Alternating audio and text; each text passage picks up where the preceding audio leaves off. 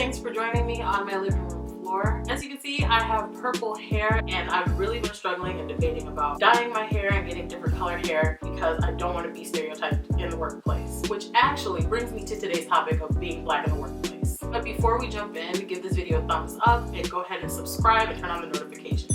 And without further ado, let's get right to it. I've been black all my life, and being put in the suburbs of Chicago, you're going to experience a lot of things that are a little abnormal, especially when you live in a predominantly white neighborhood. I went to predominantly white schools, I lived in predominantly white neighborhoods, and you kind of get used to being the only black girl in any situation. And it's actually still a bit of a culture shock.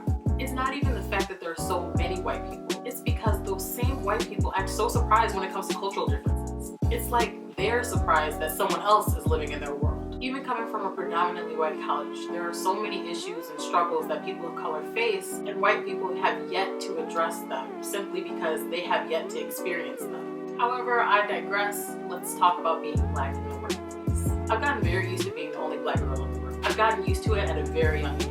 I'm sure many of you can relate. I've gotten so many questions about how often I wash my hair, why can't I wash it every day, how does it defy gravity, why it does what it does. The concept of having different textured hair was so abstract to white people, I didn't understand why they were so fascinated with my hair. It's a bit understandable when you're a kid answering these questions to other kids, but when you're adults, you would think they were a little more educated by now. Mainly in the workplace, I dealt with a lot of microaggressions.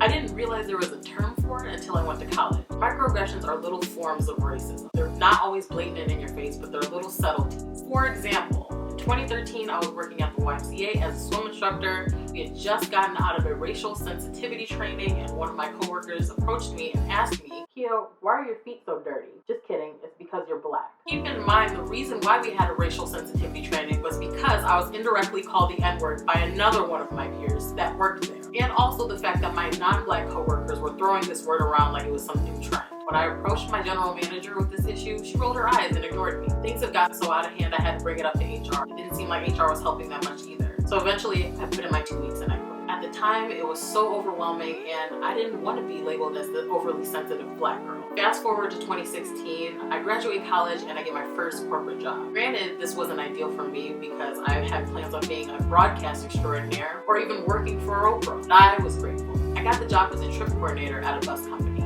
I was nervous at first, but I knew I would catch on quickly. It was a sweet older lady who was training me as I was filling her position. Within the first few weeks of me working there, I was informed that I would have to be on call. And if any drivers had any questions or needed help with opening the gate, that I needed to come assist them. I was a bit confused because this wasn't in my job description nor in the interview process. So naturally, I had questions. I wanted to understand what was expected of me. The phone they gave me wasn't exactly a smartphone. It didn't even have Bluetooth capabilities. So answering the phone and getting up at 10 o'clock at night and driving an hour and a half to open the gate for a driver was a bit unrealistic for me. I posed these questions to my supervisor and went to the bathroom. After I came out of the bathroom, I overheard her talking to one of my coworkers, telling her that I needed to put on my big girl panties. She didn't think I heard her, but I responded to her comment. She was clearly embarrassed. That following week, I wasn't feeling really well, so I called off sick. Upon my return, I was advised that I needed to cross-train somebody. That way, when I'm out, somebody can cover my duties. The person they had me train was a bus driver who apparently had a close relationship with my supervisor. Yep, the same one who told me to put on my big girl panties. For security reasons, we weren't allowed to share passwords. Everybody needed to obtain their own username and their own password. However, my manager advised that I needed to give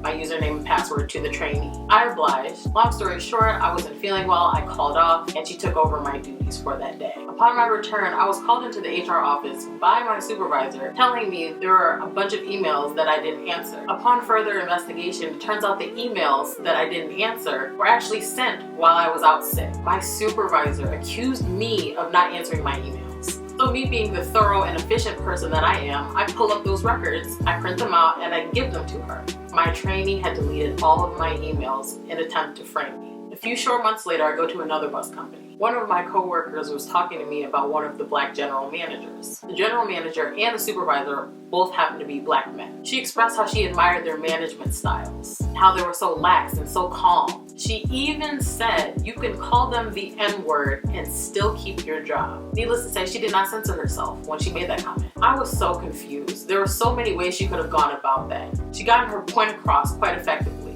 I don't even use that type of language in the workplace. I believe that she used it to see what she can get away with. And me being the type of person I am, my brain doesn't always process things as quickly as it should. So I was shocked that she felt comfortable enough to say that around me. And yes, granted, she wasn't calling me that word, but there were so many ways that she could have gotten her point across. Fast forward years later, I'm at my current job. Within the weeks of me working there, I was approached by one of my coworkers who had commented on how fascinated she was by my nail beds and how African Americans have the best nail beds. When you're Black, you kind of get little spidey senses when something awkward or weird is going to happen. This was one of those moments.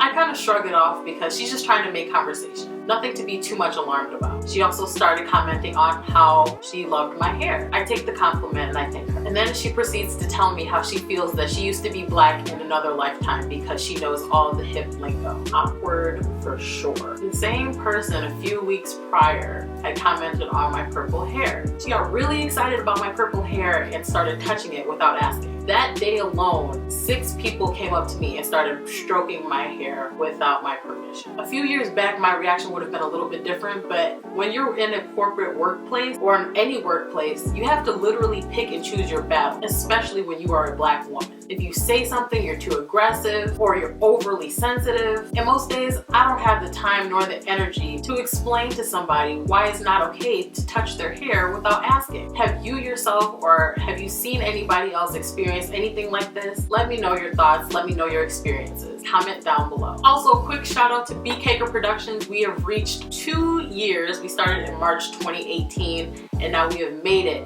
to 2020. And as you can see, I have my merchandise on. You can get this hoodie and others like this in the description down below. I'm going to go ahead and link it for you guys if you want to support. And that is all I have for today. Like, share, comment, and subscribe, and I'll see you next time.